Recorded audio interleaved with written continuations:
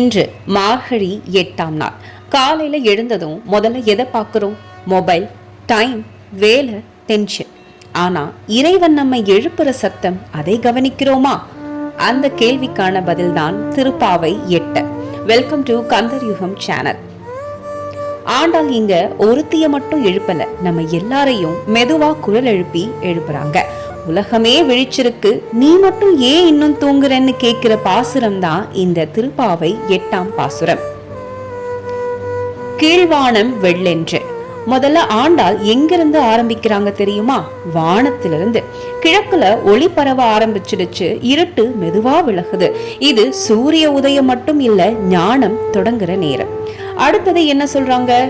எருமை சிறு வீடு மெய்வான் பரந்தன கான்.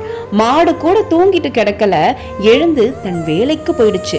ஆண்டாள் சொல்றது, புத்தி இல்லாத மிருகமே தன் கடமை செய்யுது, அப்போ நம்ம மனசு மட்டும் ஏன் சோம்பேறியா இருக்கு?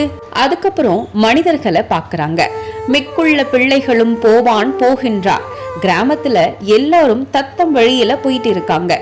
இதோட அர்த்தம், உலகம் மூவாகுது, வாழ்க்கை நிற்கல, பக்தியும் ஒரு பயணம்தான். இங்கதான் ஒரு டர்னிங் பாயிண்ட். போகாமல் காத்துன்னை கூவுவான் வந்து நின்றோம். ஆனா நாங்க மட்டும் போகல, உன்னை தனியா விட்டுட்டு கண்ணன் கிட்ட போக எங்களுக்கு மனசு வரல அப்படின்னு ஆண்டாள் சொல்றாங்க.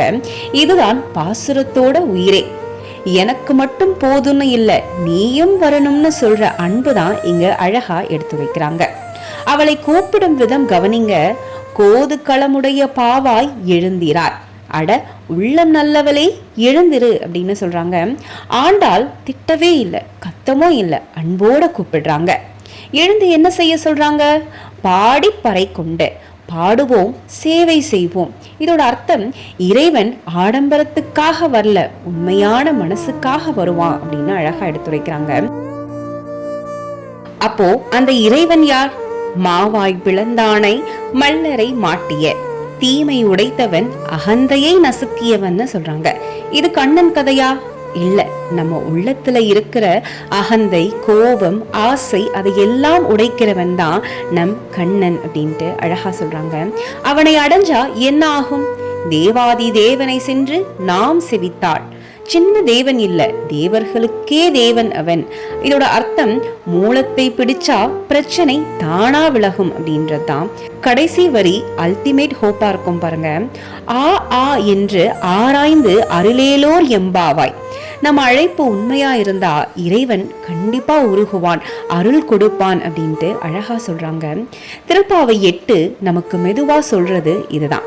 உலகம் விழிச்சிருக்கு, இறைவன் கூப்பிடுறா, நீ மட்டும் இன்னும் தூங்காதே. இது காலையில எழுந்திருக்கிற பாட்டு இல்ல, மனசை எழுப்புற பாட்டு. அருளேலோர் எம்பாவாய். திருப்பாவை 8ல ஆண்டாள் நம்ம மனசை மெதுவா எழுப்பிட்டாங்க. உலகம் விழிச்சிருக்கு, இறைவன் கூப்பிடுறான், ஆனா ஒருத்தி மட்டும் இன்னும் தூங்குறா. அதனாலதான் அடுத்த பாசுரத்துல அன்போட, சின்ன குறும்போட ஆண்டாள் மறுபடியும் கூப்பிடுறாங்க. எழுந்த பிறகு என்ன நடக்குது? அதைத்தான் திருப்பாவை 9 சொல்லுது. அடுத்த திருப்பாவையில சந்திப்போம். இந்த பதிவு உங்களுக்கு பயனுள்ளதா இருந்துச்சுன்னா மறக்காம சப்ஸ்கிரைப் பண்ணுங்க, லைக் அண்ட் கமெண்ட் பண்ணுங்க. நன்றி மக்களே. அடுத்த திருப்பாவையில சந்திப்போம்.